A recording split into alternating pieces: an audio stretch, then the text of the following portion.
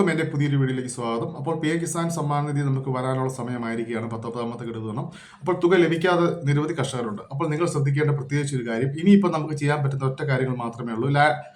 Bank സീഡിങ്ങിന് വിഷയങ്ങളുള്ളവർ, നിങ്ങൾ bank സീഡിങ്ങിന്റെ വിഷയവും KYC വിഷയങ്ങളുള്ളവർ മാത്രം പെട്ടെന്ന് തന്നെ കംപ്ലീറ്റ് ചെയ്യുക. ലാൻഡ് സീഡിങ്ങിന്റെ കാര്യം നമുക്ക് ഉറപ്പ് പറയാൻ സാധിക്കില്ല.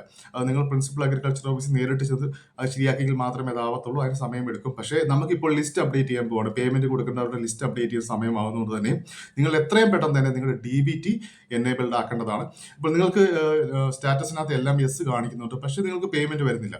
അപ്പോൾ നിങ്ങൾ നിങ്ങളുടെ DBT സ്റ്റാറ്റസ് ചെക്ക് ചെയ്ത് നോക്കുക.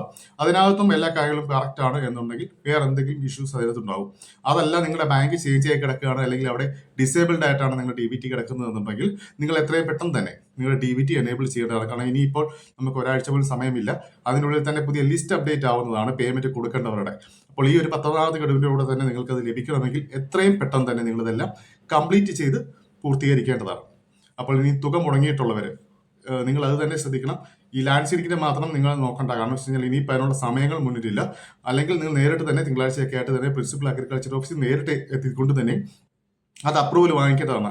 അതല്ലാത്ത പക്ഷം ഇത് ശരിയാകുമെന്ന് കരുതിയിരിക്കുന്നവർക്ക് ഈ 19ാമത്തെ ഗഡുവിനും ലഭിക്കില്ല. അപ്പം എത്രയും പെട്ടെന്ന് തന്നെ ബാങ്കും KYC ഈ രണ്ട് കാര്യങ്ങൾ നിങ്ങൾ DBT എനേബിൾഡ് ആക്കുക. KYC കംപ്ലീറ്റ് ചെയ്യാൻ ആരെങ്കിലും ഉണ്ടെങ്കിൽ സ്റ്റാറ്റസ് ചെക്ക് ചെയ്ത് നോക്കിയിട്ട് KYC കംപ്ലീറ്റ് ചെയ്യുക. തുക മുടങ്ങിയവരുടെ കാര്യമാണ്. അപ്പോൾ നിങ്ങൾ ഇതെല്ലാം കംപ്ലീറ്റ് ചെയ്യാൻ ശ്രമിക്കുക. ഓക്കെ, അപ്പോൾ എൻ്റെ വീഡിയോ ഇഷ്ടമായെങ്കിൽ സബ്സ്ക്രൈബ് ചെയ്യാനും ലൈക്ക് ചെയ്യാനും മറക്കരുത്. താങ്ക്